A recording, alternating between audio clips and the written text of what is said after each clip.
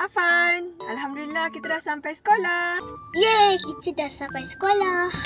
Setiap anak adalah amanah. Davi percaya setiap langkah awal mereka membentuk masa depan. Saya dan suami pilih Little Khalif kerana kami nak anak kami bersekolah di tempat yang suasana dia selamat dan juga penuh dengan kasih sayang. Bagi kami penting untuk anak bukan saja pandai ABC tapi juga tahu adab dan solat. Bye-bye. Bye-bye. Di Little Khalif, pembelajaran Islamik digabungkan dengan pendekatan moden, menyeronokkan tapi penuh nilai.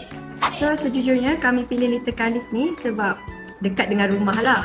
Tapi bila tengok teacher-teacher Afan layan anak saya dengan baik, saya rasa terus jatuh hati. Setiap ibu bapa ada sebab tersendiri, tapi matlamatnya sama, nak lihat anak membesar dengan ilmu dan akhlak.